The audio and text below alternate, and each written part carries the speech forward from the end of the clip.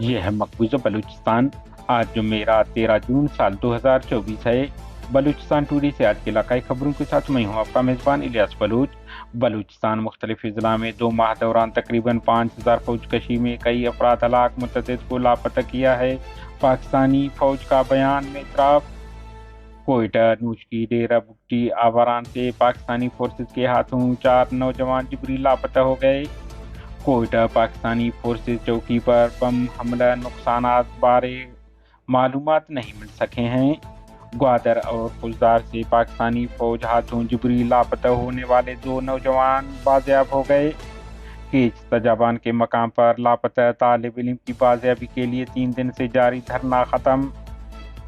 بلوچستان تعلیمی اور ادبی میلے بلوچ نوجوانوں کے روشن مستقبل کی نوید ہوں گے۔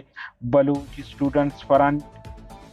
ڈیرہ مراد جمالی خاتون سمیت 2 افراد قتل واقعہ کے خلاف سندھ بلوچستان شاہراہ بلاک کوئٹہ میں لٹیروں کی راج۔ شاوقشاہ چوک پر تاجر کو 62 لاکھ روپے سے ڈاکو نے محروم کر دیا۔ صحبت پور میں ڈاکو کے ہاتھوں قتل شخص کے ورثاء کا احتجاج۔ ڈیرہ اللہ یار شاہراہ بند۔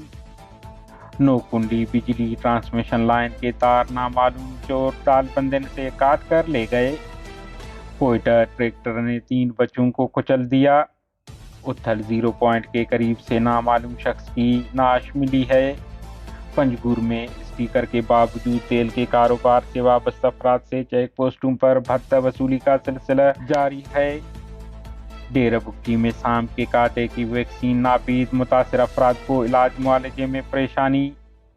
پنجگور میں مویشی مختلف بیماریوں کا شکار، حیوانات اسپتال میں ادویات ناپید۔ کوئٹہ اور گردنوا میں زلزلے کے جھٹکے محسوس کیے گئے، تاہم کوئی نقصان نہیں ہوا ہے۔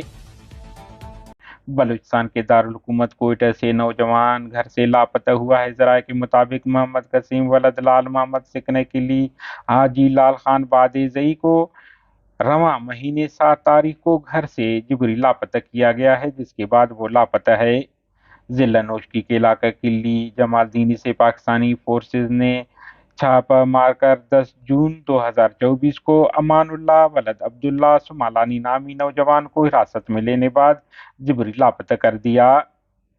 ڈیرہ بگٹی ایک نوجوان جبری لاپتہ۔ علاقائی ذرائع کے مطابق پاکستانی فوج نے گزشتہ روز ڈیرہ بگٹی شہر سے جعفر خان ولد ملہار بگٹی نامی نوجوان کو حراست میں لے کر لاپتہ کر دیا ہے۔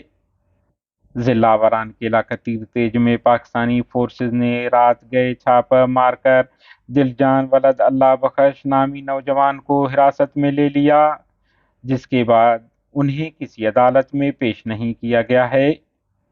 خضدار سے جبری لاپتہ شخص بازیاب ہو کر اپنے گھر پہنچ گئے۔ خاندانی ذرائع کے مطابق عدنان مردوئی کو پاکستانی فورسز نے 45 دن قبل لاپتہ کیا تھا۔ گوادر سے پاکستانی فورسز ہاتھوں 15 روز قبل تیسری بار جبری لاپتہ ہونے والے سربندر کے رہائشی سمیر حمزہ بازیاب ہوا ہے۔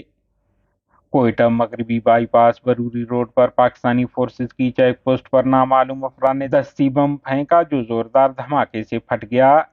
عینی شاہدین کے مطابق دھماکے کے ساتھ گولیوں کی زوردار آوازیں بھی سنی گئیں، تاہم حملے کی ذمہ داری کسی نے قبول نہیں کی ہے۔